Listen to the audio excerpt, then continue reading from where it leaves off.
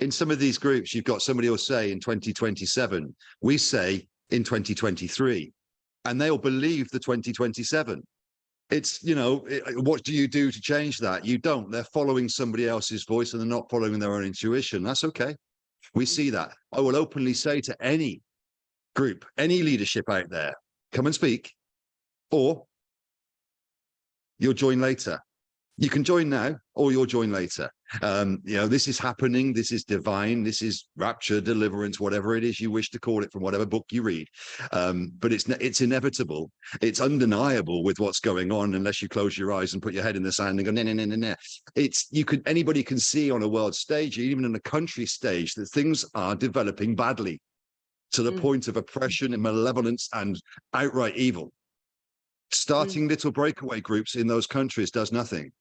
It may satiate your needs and it may make you feel divine and holy on your holier than thy mantle for a period of time, but it's not progressive. This is join now or join later. And again, what Julie said is, when will it happen? Well, when we lose this need to own and feel that we are doing something, when we can do it all together. And like you just said, those ones that are trying to manifest on an individual level, really, is that service to self or is that service to others? And what is it that you've learned through your spiritual teachings? Service to self or service to others? Which one's more important?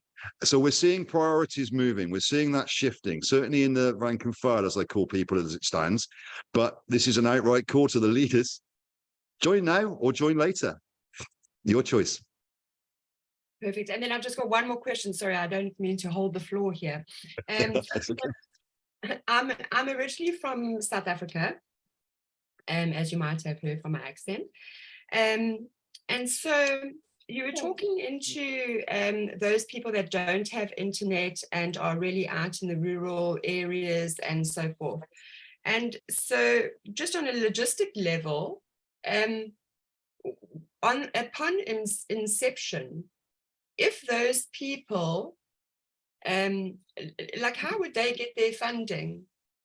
Right. Let's take this back and let's work what I call retroductive logic. So when we get to inception, by this time, we're in the region of 5 to 6 billion human souls that have joined. Now, we consider from conceptually that inception will come and most won't know about it. That's never going to be the case. By the time we get to 1 billion, 2 billion, everybody on the planet nearest will know about GPMS and it's coming. These communities will have already been reached by others, and anything that we need to have in place will be in place by the GPMS teams in those countries. Yes, there may be some outliers that need to be reached, but these will not be a main faction. They will be a small percentage that will just inevitably be reached. So we've got to consider with this that as the voice grows of GPMS, so does the information being released. And at a certain point in time, all social media and all internet and all mainstream media will be reporting on the upcoming GPMS. Now, again, logistically with the numbers, I've got a place in the Philippines right now. I believe tomorrow we'll have 4 or 5 individuals turn up here with laptops. There's many names that they've got that are already involved in what they call the National People's Initiative. They've all been informed of GPMS. They've agreed. We've got a team set up here that will be inputting their information for them because they haven't got access themselves. And this is indigenous communities, etc. This is the same kind of thing that happened in Thailand, but slightly different. So this will happen, and these names will be garnered and gathered from these outlying villages that don't have access, and they will be included on the way to inception. So we've got to remember, as the voice grows, so does the information streams, and so does the worldwide knowledge, if you will. And any of these outlying villages, communities will be reached. We accept there will be a few that we won't be able to get to or might not be able to get to, but very, very small relative. And they will be quickly reached straight afterwards. Perfect. Thank you. And then just also with reference to South Africa as well, and they, I'm not very good at public speaking, so please excuse me if I'm stammering. Doing great. You're doing great, Jenny. You're doing great. You're doing wonderful. In South Africa, you were talking about the distrust and there is certainly, if a message is coming from a Caucasian person, it is immediately distrusted. So in terms of getting the message out to South Africans, it would be really helpful to get people of color as representatives to be able to just allow people to hear the message before they cut it off. But also there are huge areas in South Africa that are like shanty towns, basically, township areas, but they are vast areas. And so for me, at this stage of GPMS, I absolutely 100% know that it's gathering the energetics, consent of everybody, and that in itself is going to manifest the creation. You know, it is about bringing it down and letting it up to the divine. But when talking to people, they do want to know the hows. And so even with that huge township, you know, the first thing that people will say is, well, first of all, there's not even enough, well, I say there's not enough land. Of course, there's enough land for everybody.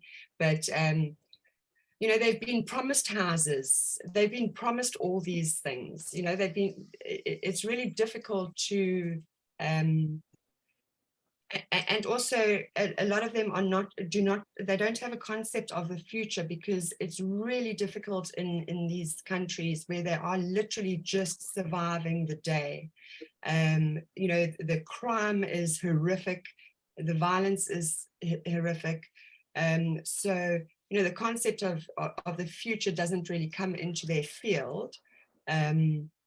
And they can't also really understand how they're going to receive this when so much has been promised to them before.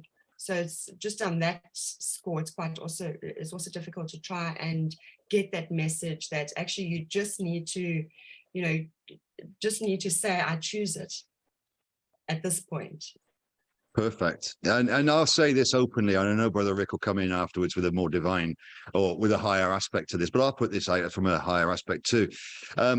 The ones that we've spoken to, many are carrying no value. They're carrying no worth. They have nothing inside. They mistrust, distrust. They are loveless. They are just in fear. And I get that. That has to be released. So this idea of how must be released into bring it on. Let's work with it. Let's build it. Of course, that won't be in the case because they distrust, because they've had many false promises in the past. This isn't the past. This is now, and this is unprecedented. The people of South Africa will not join until they lose their fear and they stand up. The people in Africa won't join until they lose their fear and stand up. This is our message. It certainly is my message to those people over there, and they are finding it difficult. They are finding it difficult to share with their brothers and sisters. We speak to many of color over there, and all they want is a handout from the West. They don't believe that they're worth more than that. And you know, okay, be like that. Live another day like you are, in your distrust and lack of faith and your fears. That's okay. You must release that before you come into GPMS. So what we're witnessing in South Africa is, no, they will not unite because they are so fearful. They have no value within. They have to put that back in and carry themselves as more of a divine authority. Until that time, then they will literally live like they are. So yes, exactly. It's very, very difficult to speak with people in Africa, no matter South Africa. We've got Boers down there that think that they've got the answer because they're the Boers. You know, we can speak with one or two of them, but the rest aren't interested because they've got their own solution. So the lower timeline collapses and their solution fails. They will come on board eventually when they've released that angst and that anger. It's what we're witnessing and what we have witnessed. And I don't get any pleasure out of saying this, but it's fact.